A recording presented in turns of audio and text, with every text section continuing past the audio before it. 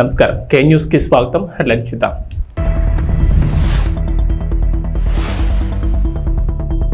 తొలుత చంద్రబాబు, మంత్రుల తర్వాత జగన్ శాసనసభలో ప్రమాణ స్వీకారం. పోచారం శ్రీనివాసరెడ్డి ఇంటికి సీఎం రేవంత్, కాంగ్రెస్ లోకి ఆహ్వానం.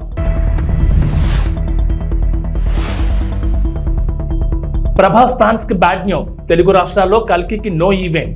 ఏపీ అసెంబ్లీ సమావేశాలు కోలాహలంగా ప్రారంభమయ్యాయి. 2.5 ఏళ్ల తర్వాత ముఖ్యమంత్రి హోదాలో సభలో అడుగుపెట్టిన చంద్రబాబుకు సభ్యులు ఘన స్వాగతం పలికారు. అప్పటికే సభకు చేరుకున్న పవన్ చంద్రబాబును కలిసి ఆలింగనం చేసుకున్నారు. ఈ సందర్భంగా సభ్యులు నినాదాలతో హోరెత్తించారు.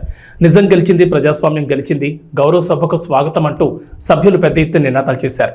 అనంతరం ప్రొటెం స్పీకర్ గోరంట్ల బుచ్చయ్య చౌదరి తన స్థానంలో ఆసీనులయ్యాక జనగణమన గీతాన్ని ఆలపించారు. అనంతరం సభ్యులకు ప్రొటెం స్పీకర్ సభా నియమాలు వివరించారు. ఆ తర్వాత ముఖ్యమంత్రి చంద్రబాబు నాయుడు ఎమ్మెల్యేగా ప్రమాణ స్వీకారం చేశారు. అనంతరం సభా నియమాలు పాటిస్తానని మరోమారు ప్రమాణ స్వీకారం చేశారు. దాదాపు సభ్యులందరూ దైవ సాక్షిగానే ప్రమాణం చేశారు. మంత్రుల ప్రమాణ స్వీకారం తర్వాత వైసీపీ అభ్యర్థన మేరకు వైసీపీ అధినేత జగన్ ప్రమాణం చేశారు. తొలుత చంద్రబాబు నాయుడు తర్వాత Janasena chief deputy CM Konidela Pawan Kalyan ప్రమాణం చేశారు. ఆ తర్వాత వరుసగా Anitha, Atchannaidu, TG Bharath, Kandula Durgesh, NMD Farooq, BC Janardhan Reddy, Payyavula Keshav, Nara Lokesh, Nadendla Manohar, Ponguru Narayana, Kolusu Parthasarathy, Nimmala Ramanaidu, Anam Ramanarayana Reddy, Mandipalli Ramprasad Reddy, Gottipati Ravikumar, Kollu Ravindra, Kommadi Sandhyarani, Satyakumar Yadav, Anagani Satyaprasad, S Savitha, Dola Balaveeranjaneya Swamy, Srinivas, Kondapalli, Vasamsetti Subhash ప్రమాణ స్వీకారం చేశారు. శ్రీ నారా చంద్రబాబు నాయుడు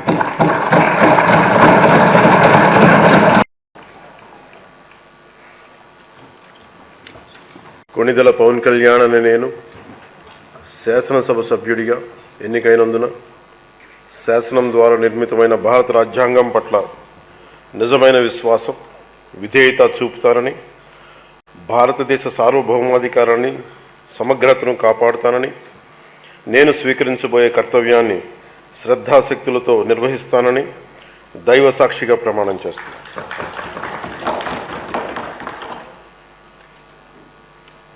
కొణిదెల పవన్ కళ్యాణ్ అని నేను ఆంధ్రప్రదేశ్ శాసనసభ సభ్యుడైన కొణిదెల పవన్ కళ్యాణ్ అని నేను సభా నియమాలకు కట్టుబడి ఉంటానని, వాటిని అనుసరిస్తానని, సభా మర్యాదలను పాటిస్తానని, సాంప్రదాయాలను గౌరవిస్తానని దైవ సాక్షిగా ప్రమాణం చేస్తాను. లోకేష్ నారా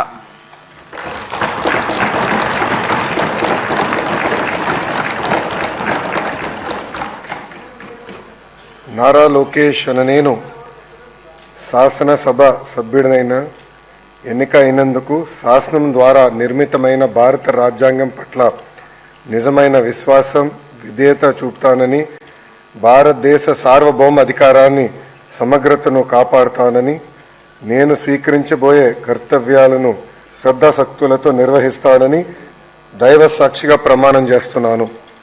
ఆంధ్రప్రదేశ్ శాసనసభ సభ్యుడైన నారా లోకేష్ అనే నేను సభ నియమాలను కట్టుబడి ఉంటానని, వాటిని అనుసరిస్తానని, సభ మర్యాదలను పాటిస్తానని, సాంప్రదాయాలను గౌరవిస్తానని దైవ సాక్షిగా ప్రమాణం చేస్తున్నాను.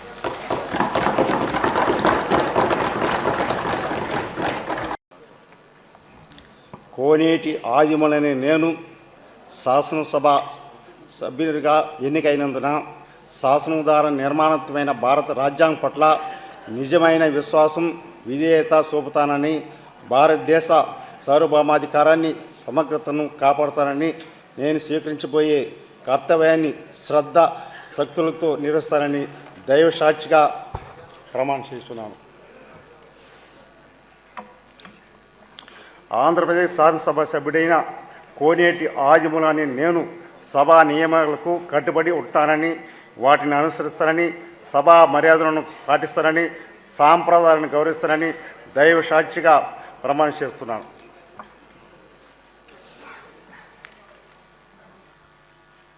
శ్రీ ఆదినారాయణ రెడ్డి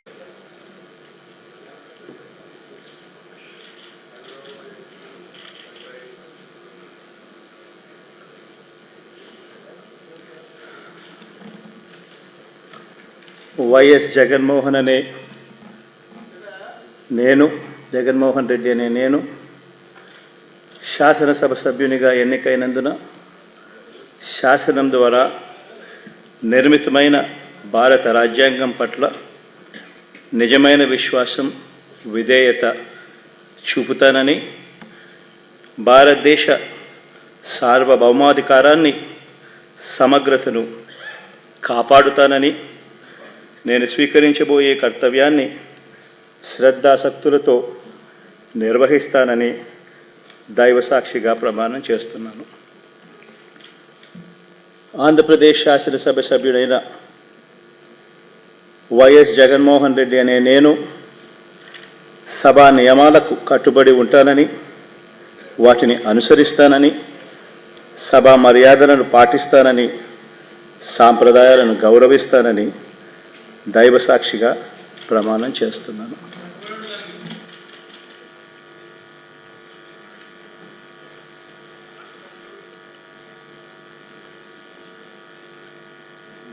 శ్రీమతి అదితి విజయలక్ష్మి గజపతిరాజు పూసపాటి.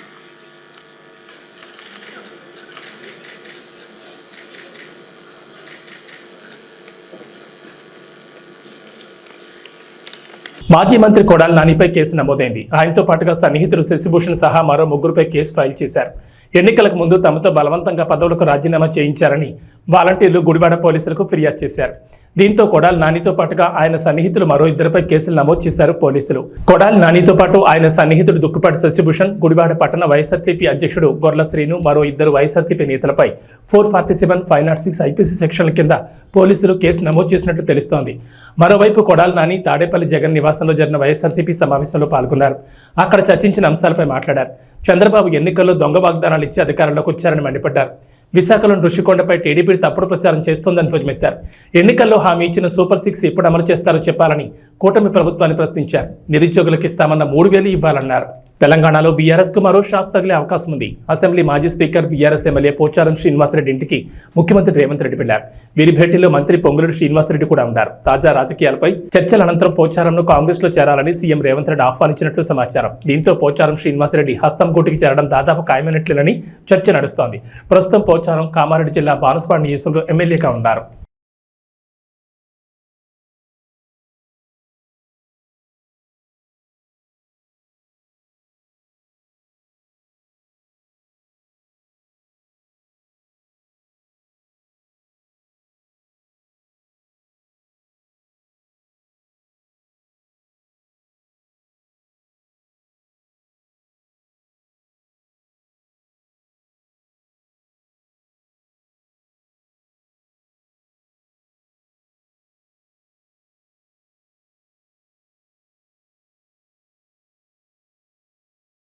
హైదరాబాద్ కలెక్టరేట్లో ఆషాఢ మాసం బోనాల ఉత్సవాలపై తెలంగాణ రాష్ట్ర రవాణా బీసీ సంక్షేమ శాఖ మంత్రి పొన్నం ప్రభాకర్ జిల్లా స్థాయి అధికారులతో సమీక్ష నిర్వహించారు. ఈ సందర్భంగా తెలంగాణ సంస్కృతి సంప్రదాయాలు ఉట్టిపడేలా బోనాల ఉత్సవాలు నిర్వహించాలని మంత్రి అధికారులను ఆదేశించారు. రాష్ట్రంలో కాంగ్రెస్ ప్రభుత్వం ఏర్పడిన తర్వాత మొదటిసారి జరుపుకుంటున్న బోనాల ఉత్సవాలను గతంలో కంటే ఘనంగా జరిగేలా చూడాలని అధికారులకు చెప్పారు. జిల్లా పరిధిలోని 2,400 ఆలయాలకు ఇచ్చే చెక్కుల పంపిణీని త్వరగా పూర్తయ్యేలా చర్యలు చేపట్టాలని అధికారులను ఆదేశించారు. ఇక ఈసారి ఆలయాలకు ఇచ్చే డబ్బులను పెంచాలన్న విజ్ఞప్తిని దేవాదాయ శాఖ మంత్రి కొండా సురేఖ ఆధ్వర్యంలో సీఎం రేవంత్ రెడ్డి దృష్టికి తీసుకెళ్లామని మంత్రి వెల్లడించారు. బోనాల సందర్భంగా ఆలయాలకు వచ్చే భక్తులకు అవసరమైన సౌకర్యాలు కల్పించాలని సూచించారు. కాగా వచ్చే నెల 7వ తేదీ నుంచి బోనాల ఉత్సవాలు ప్రారంభం కానున్నాయి. సింగరేణి కూడా ఏపీలోని విశాఖ స్టీల్ ప్లాంట్ పరిస్థితి వచ్చే అవకాశం ఉందని బీఆర్ఎస్ వర్కింగ్ ప్రెసిడెంట్ కేటీఆర్ సంచలన వ్యాఖ్యలు చేశారు. సింగరేణికి గనులు దక్కకపోవడానికి కారణం బీజేపీ బీఆర్ఎస్ పార్టీలే కారణమని డిప్యూటీ సీఎం భట్టి విక్రమార్క చేసిన కామెంట్లకు కేటీఆర్ కౌంటర్ ఇచ్చారు. తెలంగాణ భవన్లో మీడియాతో మాట్లాడిన కేటీఆర్ కాంగ్రెస్ బీజేపీ కుమ్మక్కై ఉద్దేశపూర్వకంగానే సింగరేణికి గనులు కేటాయించట్లేదంటూ కేటీఆర్ కీలక ఆరోపణలు చేశారు. అందుకే వేలంపాట్లో పాల్గొన్నారంటూ భట్టి విక్రమార్క చెబుతున్నారంటూ చెప్పుకొచ్చారు. బొగ్గు గనుల కేటాయింపు జరగకపోతే సింగరేణి తీవ్రంగా నష్టపోయే అవకాశం ఉందని కేటీఆర్ పేర్కొన్నారు. గనులు లేకపోవడం వల్లే విశాఖ స్టీల్ ప్లాంట్లో పూర్తిగా కార్యకలాపాలు స్తంభించి ప్రైవేటు పరమయ్యే పరిస్థితికి వచ్చిందంటూ కేటీఆర్ వివరించారు. భవిష్యత్తులో సింగరేణి కూడా అలాంటి కథే పట్టబోతోందంటూ ఆందోళన వ్యక్తం చేశారు. వేలాది మందికి అన్నం పెట్టే సింగరేణిని కాపాడేందుకు కేసీఆర్ అప్పట్లో వేలంలో పాల్గొనలేదని కేటీఆర్ గుర్తు చేశారు. కేంద్రానికి లేఖ రాసి వేలంపాట్ను ఆపించారన్నారు. మొత్తం 4 బొగ్గు గనులకు వేలం పెట్టకుండా సింగరేణికి కేటాయించాలంటూ 2021 డిసెంబర్ 11న రేవంత్ రెడ్డి కూడా ప్రధాని నరేంద్ర మోడీకి లేఖను రాస్తారని గుర్తు చేశారు. అప్పుడు మాట్లాడిన ఆ మనిషి ఇప్పుడు ఎందుకు వేల విషయంలో స్పందించడం లేదంటూ కేటీఆర్ నిలదీశారు. కల్కి 2898 AD ఫైనల్ ట్రైలర్ ఈ రోజు సాయంత్రం 6 గంటలకు రిలీజ్ చేయబోతోంది మూవీ టీం. దీంతో అభిమానులంతా 1000 కళ్ళతో దీనికోసం ఎదురు చూస్తున్నారు. ఈ ట్రైలర్ చాలా అద్భుతంగా ఉంటుందని ఫ్యాన్స్ బలంగా నమ్ముతున్నారు. ఎందుకంటే ఈ ట్రైలర్ సంబంధించిన కొన్ని విజువల్స్ ఇప్పటికే నెట్టింట్లో లీక్ అయ్యాయి. నాగ్ అశ్విన్ దర్శకత్వం వహించిన ఈ చిత్రం జూన్ 27న గ్రాండ్ గా రిలీజ్ కాబోతోంది.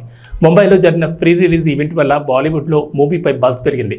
ఇలాంటి వేళ కల్కి టీం మరో బోల్డ్ డిసిషన్ తీసుకున్నట్లు తెలుస్తోంది. తాజా సమాచారం ప్రకారం ఆంధ్రప్రదేశ్, తెలంగాణలో కల్కి టీం ఎలాంటి ఫ్రీ రిలీజ్ ఈవెంట్ నిర్వహించకూడదని అనుకుంటుందట. అయితే ఇప్పటివరకు ఫ్రీ రిలీజ్ ఈవెంట్ ను అమరావతిలో గ్రాండ్ గా నిర్వహిస్తారని, దీనికి Rajinikanth, megastar, AP CM Chandrababu నాయుడిని అతిథులుగా పిలుస్తున్నట్లుగా భారీగా ప్రచారం జరిగింది. ఆ తర్వాత ఈవెంట్ ప్లేస్ ను హైదరాబాద్కు మార్చినట్లుగా కూడా టాక్ నడిచింది. కానీ తాజా రూమర్స్ ప్రకారం తెలుగు రాష్ట్రాల్లో ఎలాంటి ఈవెంట్ నిర్వహించకూడదని మేకర్స్ డిసైడ్ అయ్యారట. దీనిపై అధికారిక ప్రకటన కూడా చేసే అవకాశం ఉంది. ప్రకాశం జిల్లా పెద్దదోర్నాల ప్రభుత్వ ఉన్నత పాఠశాలలో యోగాతోని సంపూర్ణ ఆరోగ్యమని విద్యార్థులతో యోగా కార్యక్రమం నిర్వహించారు. యోగా గురించి మండల విద్యాశాఖ అధికారి బి మస్తాన్ నాయక్ మాట్లాడుతూ ప్రతినిత్యం మనం దైనందిన జీవితంలో యోగా చేయడం వల్ల శారీరక, మానసిక రుగ్మతలు దూరం అవుతాయన్నారు. యోగా సాధనతో సంపూర్ణ ఆరోగ్యం సొంతమవుతుందని ఎంఈఓ మస్తాన్ నాయక్ పేర్కొన్నారు. శుక్రవారం అంతర్జాతీయ యోగా దినోత్సవాన్ని పురస్కరించుకుని ఉన్నత పాఠశాలలో నిర్వహించిన అంతర్జాతీయ యోగా దినోత్సవ కార్యక్రమానికి ఆయన ముఖ్య అతిథిగా హాజరయ్యారు. టీడీపీ మండల కన్వీనర్ ఏరువ మల్లికార్జున రెడ్డి మాట్లాడుతూ జ్యోతి ప్రజ్వలన చేసి ఈ కార్యక్రమాన్ని ప్రారంభించారు.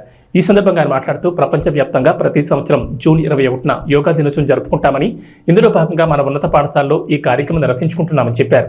బట్టు సుధాకర్ రెడ్డి మాట్లాడుతూ యోగాతో శారీరక, మానసిక ఆరోగ్య ప్రయత్నాలు, ఆధ్యాత్మిక ప్రయత్నాలు కలుగుతాయని, వీటిపై అవగాహన పెంచుకోవడం కోసమే ప్రతి ఒక్కరూ ప్రపంచ యోగా దినోత్సవం జరుపుకోవాలని చెప్పారు. యోగా అంటే కేవలం శారీరక శ్రమ మాత్రమే కాదని, శ్వాస వ్యాయామాలతో కూడుకుని మనుషుల్లో ఉన్నటువంటి ఒత్తిడిని, ఆందోళన తగ్గించి వారిని నిరాశ, నిస్పృహ నుంచి బయటకు తీసుకురావడానికి ఉపయోగపడుతుందని చెప్పారు. ప్రిన్సిపల్ నారాయణ రెడ్డి, బీజేపీ అధ్యక్షులు వీరారెడ్డి, ఉపాధ్యాయులు తదితరులు పాల్గొన్నారు. ప్రభుత్వ ఉన్నత పాఠశాలలో ఈరోజు విద్యార్థుల ముందు యోగా దినోత్సవం జరుపుకోవటము, ఎన్డీఏ కూటమి తరఫున వచ్చిన ప్రతి ఒక్క నాయకులకు, ఈ ఉపాధ్యాయులకు, ప్రతి ఒక్కరికి సహకరించిన ఉపాధ్యాయులకు, విద్యార్థులకు ఈరోజు 170 దేశాలలో అంతర్జాతీయ యోగా దినోత్సవం జరుపుకోవటం ఎంతో, ఈ పాఠశాలలో జరుపుకోవటం ఈ మండలంలో మాకు ఎంతో సంతోషమైన విషయము. ఎందుకంటే రాష్ట్ర పార్టీ అధ్యక్షురాలు శ్రీమతి దగ్గుపాటి పరమేశ్వర ఆదేశాల మేరకు, అలానే జిల్లా పార్టీ అధ్యక్షులు పివి సుబ్బారెడ్డి ఆదేశాల మేరకు నేడు ప్రభుత్వ ఉన్నత పాఠశాలలో మేము యోగా దినోత్సవంలో పాల్గొని ఈ విద్యార్థుల యొక్క ప్రతిభను, వాళ్ళ యొక్క రాష్ట్ర స్థాయి, అంతర్జాతీయ అవార్డు అందుకున్న విద్యార్థులతో యోగా దినోత్సవం జరుపుకోవడం మా మండల పార్టీ నాయకులు అయితేనేమి, కార్యకర్తలు అయితేనేమి ఎంతో సంతోషమైన విషయము. ఎందుకంటే ప్రపంచంలోనే నరేంద్ర మోడీ గారు వచ్చినాక, అంతకుముందు భారతదేశంలో పాలకులు పాలించిన రోజులలో యోగా అనేది ఏ పాఠశాలకు కూడా వచ్చి విద్యార్థులకు యోగా అంటే తెలియని రోజులు. కానీ నేడు తొలిసారి ప్రధానమంత్రి అయిన తర్వాత భారతదేశానికి కింది స్థాయికి విద్యాపరంగా ప్రతి విద్యార్థులకు మనము వాళ్లకు యోగా అనేది తీసుకెళ్ళాలి.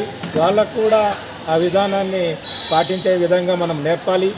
అందుకని ప్రతి రాష్ట్రాలలో కూడా ప్రతి పాఠశాలకు ఒక యోగా టీచర్ను పెట్టించి వాళ్లకు జీతభత్యాలు ఇస్తూ ప్రతి విద్యార్థులకు నేర్పిన విధానాన్ని తీసుకొచ్చిన ఘనత భారతీయ జనతా పార్టీ నరేంద్ర మోడీ గారిది. ఎందుకంటే వైద్యమైన పాలకులకు నిర్లక్ష్యం వలన గతంలో జరిగిన ఎన్నికకి నేడు మూడోసారి ముచ్చటగైన ప్రధానమంత్రి వర్యులు నేడు విద్యాపరంగా, వైద్యపరంగా ఆయన పేదవాడు కాబట్టి పేద విద్యార్థులకు వాళ్ళకు విద్యను అందించాల విధానాన్ని తీసుకొచ్చి, ఆ రోజు వాజ్పేయి గారు ఉన్నప్పుడు సర్వశిక్ష అభియాన్ అనే పథకం తీసుకొచ్చి పాఠశాల అభివృద్ధికి పాటుపడి ప్రతి సబ్జెక్టుకు ఒక టీచర్ ఉండాలనే విధంగా ఆనాడు వాజ్పేయి దగ్గర నుంచి నేటి వరకు కూడా ప్రధానమంత్రి గారి ఆశయం. కానీ నేటి పాలకుల నిర్లక్ష్యం వలన ప్రతి పాఠశాలలో టీచర్ల కొరత ఉన్నది. ఏ సబ్జెక్టుకు టీచర్ లేడు. గత పాలించిన పాలకులు అయితే విద్యను వదిలిపెట్టి బటన్ నొక్కడం మొదలుపెట్టినారు. కానీ నేడు వాళ్లకు సమాజంలో తీర్పులు కూడా ఆ విధంగానే ప్రజా తీర్పులో ఓటమి చెందారు. ఎందుకంటే పేదవాడికి కావాల్సింది విద్యము, వైద్యం. ఎందుకంటే ఆ రెండే. ఎందుకంటే ప్రతి పేదవాడి పిల్లవాడు బడికి వెళ్ళాలి. గవర్నమెంట్ స్కూళ్ళలో కూడా ప్రైవేటు కన్నా గవర్నమెంటే మిన్నా అనే విధంగా ప్రధానమంత్రి తపన పడుతుంటే రాష్ట్రంలో అధికారం వచ్చిన గత ప్రభుత్వము నిర్లక్ష్యం వహించి వాళ్ళందరినీ ఇబ్బందుల పాలు చేసి వైద్య చేసిన విధంగా విద్యార్థులు ఉపాధ్యాయులు కూడా ఆ ఇబ్బందులకు గురైనారు. ఎందుకంటే నాణ్యతమైన విద్య లేదు, నాణ్యతమైన ఫుడ్డు లేదు. వాళ్లకు కేంద్ర ప్రభుత్వం అందించిన ఏ ఫుడ్లో కూడా వాళ్లకు అంతా డొల్లతనం చేసి తూతూ మంత్రంగా 5 సంవత్సరాలు వాళ్ళకు తీసుకొచ్చిన కేంద్రం పంపించిన నిధులు కూడా వాడుకొని బటన్ డొక్కా సరిపెట్టుకొని వాళ్ళ సొంత స్వలాభాల కోసం ఈ పథకాలను వాడేస్తున్నారు. కాబట్టి ప్రజా తీర్పు నేడు ఆ విధంగానే 175 సీట్లకు 164 సీట్లు ఎన్డీఏ కూటమికి ఈ రాష్ట్రంలో తీర్పిచ్చినారు. ఎన్డీఏ కూటమి అభ్యర్థి ముఖ్యమంత్రి వరులు జాతీయ పార్టీ అధ్యక్షుడు తెలుగుదేశం పార్టీ అధ్యక్షుడు నారా చంద్రబాబు నాయుడు గారికి, అలానే జనసేన పార్టీ అధ్యక్షులు శ్రీ కొణిదెల పవన్ కళ్యాణ్ గారికి, డిప్యూటీ సీఎం గారికి, అలానే రాష్ట్ర పార్టీ అధ్యక్షులు శ్రీమతి దగ్గుపాటి పురంధేశ్వరి గారు, అలానే రాజమండ్రి పార్లమెంటు సభ్యులు, వీళ్ళందరికీ పేరు పేరున మా మండలం తరఫున. తిరుమలలో కల్పవృక్ష వాహనంపై రాజమన్నార్ అలంకారంలో శ్రీ ప్రసన్న వెంకటేశ్వర స్వామి రథం ఊరేగింపు జరిగింది. ఈ కార్యక్రమంలో పలువురు పాల్గొన్నారు.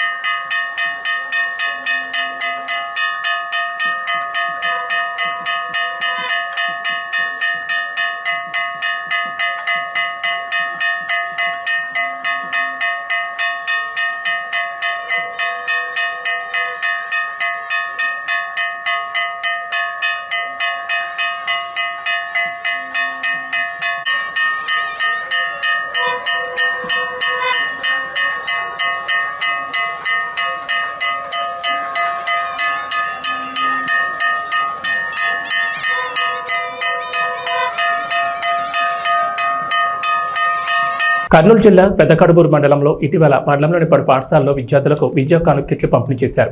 ఈ పంపిణీ కార్యక్రమంలో ఏమాత్రం ప్రోటోకాల్ పాటించకుండా మండలంలోని స్థానిక ఎంపీపీని, జడ్పీటీసీని, ఎంపీటీసీలను కానీ సర్పంచులు కానీ కార్యక్రమానికి ఆహ్వానించకుండా మండల స్థాయి అధికారులు ప్రవర్తిస్తున్నారని, అలాగే కార్యక్రమంలో ఏమాత్రం ప్రోటోకాల్ లేని వ్యక్తులతో పంపిణీ చేయిస్తున్నారని పెద్దకడుబూరు మండల అధ్యక్షురాలు బాపురం శ్రీవిద్య మండిపడ్డారు. ప్రోటోకాల్ పాటించకుండా వ్యవహరించిన అధికారులపై తక్షణమే చర్యలు తీసుకోవాలని జిల్లా కలెక్టర్కు ఫిర్యాదు చేసినట్లు తెలిపారు. ఇకనైనా ప్రభుత్వ కార్యక్రమాల్లో మండల ప్రజాప్రతినిధులను ఆహ్వానించే విధంగా అధికారులకు ఆదేశాలు ఇవ్వాలని జిల్లా స్థాయి అధికారులను కోరుతున్నామన్నారు. ముఖ్యంగా వివిధ శాఖల అధికారులకు మేము తెలియజేయగా ప్రజల చేత ప్రజాస్వామ్య పద్ధతిలో ఎన్నుకోబడిన ప్రజాప్రతినిధులకు ప్రోటోకాల్ పాటించాలనేది ప్రభుత్వ నిబంధన. ఆ నిబంధనను పాటించకుండా ప్రభుత్వం అమలు చేస్తున్నటువంటి కార్యక్రమాల్లో ఖచ్చితంగా స్థానిక సర్పంచులు కానీ, ఎంపీటీసీలు కానీ, మండల అధ్యక్షులను కానీ ప్రోటోకాల్ ప్రకారం ఖచ్చితంగా పిలవాలి. కానీ ఆ విధంగా కాకుండా ప్రోటోకాల్ లేనటువంటి వ్యక్తులు ఈరోజు స్కూళ్ళలో వెళ్ళి కిట్లు పంచుతూ ఉన్నారు. దీనిపైన సంబంధిత అధికారులకు అదేవిధంగా ఆదోని సబ్ డివిజన్ కలెక్టర్కి అయితేనేమి, జిల్లా కలెక్టర్కి, అదేవిధంగా సిఇఓ దృష్టికి ఖచ్చితంగా తీసుకెళ్తాం. స్థానిక ప్రజాప్రతినిధులను విస్మరిస్తే మాత్రం ఖచ్చితంగా అధికారుల మీద చర్యలు తీసుకునే విధంగా మేము పోరాడతామని చెప్పేసి ఈ సందర్భంగా మేము తెలియజేస్తా ఉన్నాం. అంతేకాకుండా గతంలో సర్పంచుల మీద తెలుగుదేశం పార్టీ ఎన్నో పోరాటాలు చేసింది. సర్పంచుల హక్కులను కాలరాస్తుందని చెప్పేసి అనేక సందర్భాల్లో వాళ్ళు చెప్పారు. అదేవిధంగా మండల సర్వసభ్య సమావేశాల్లో కూడా సర్పంచుల హక్కులను కాలరాస్తున్నారని చెప్పేసి వాళ్ళు ఎన్నోసార్లు క్వశ్చన్ చేయడం జరిగింది. మరి ఈరోజు మీరు చేస్తున్నది ఏమిటి? గత 10 రోజులుగా ఈ గ్రామంలో సర్పంచ్కి ఉన్నటువంటి హక్కులను మీరు హరించి ఎవరో ఇన్ఛార్జీలను పెట్టి ఒడ్డే పురుషోత్తం అనేటువంటి వ్యక్తిని పెట్టి అరాచకంగా దాదాపు ఎన్ని కులాలు ఈ గ్రామంలో మీరు వేస్తూ ఉన్నారు. ఎవరిని సంప్రదించి చేస్తున్నారు? ఈ దేనికోసం ఇస్తున్నారు? మీరు చేసేటువంటి పనులు ప్రజలు ఆల్రెడీ సిగ్గుతో తలదించుకునే విధంగా సమాజము మిమ్మల్ని ఆల్రెడీ దుమ్మెత్తి పోసే విధంగా మీరు వ్యవహరిస్తూ ఉన్నారు. ఇది సరైనటువంటి పద్ధతి కాదు. ప్రజాస్వామ్య వ్యవస్థలో ప్రజల చేత ఎన్నుకోబడింది సర్పంచ్కి కనీస సమాచారం ఇవ్వాలి. మీరు ఖచ్చితంగా అధికారంలో మీరున్నారు, మీరు మాకు సహకారం అందిస్తే ఖచ్చితంగా ప్రభుత్వానికి మేము కూడా సహకారం అందిస్తాం. సర్పంచులు మాకు సహకారం అందించకుండా సర్పంచులను లెక్క చేయకున్నటువంటి విధంగా మీరు ముందుకెళ్తే ఖచ్చితంగా సర్పంచుల సంఘం తరఫున జిల్లా ఎత్తున పెద్ద ఎత్తున పోరాటాలు చేస్తాం, ధర్నాలు చేస్తాం, అవసరమైతే ఆందోళన చేస్తాం, ఆఫీసులు ముట్టడిస్తాం, అధికారులను నిలదీస్తామని చెప్పేసి ఈ సందర్భంగా హెచ్చరిస్తున్నాం. గ్రామంలో ప్రతి ఒక్క చిన్న పని కానీ పెద్ద పని కానీ సమస్యలు వస్తే సర్పంచులు పెద్దలు మాత్రం మీద ఇది ఎక్కడ న్యాయం అని చెప్పేసి ఈ సందర్భంగా తెలియజేస్తా ఉన్నాం. ఎందుకంటే గ్రామంలో ఏ చిన్న సమస్య వచ్చినా ఖచ్చితంగా సర్పంచ్ దృష్టికి ఖచ్చితంగా తీసుకురావాలి, సర్పంచ్ ఆధ్వర్యంలో జరగాలి.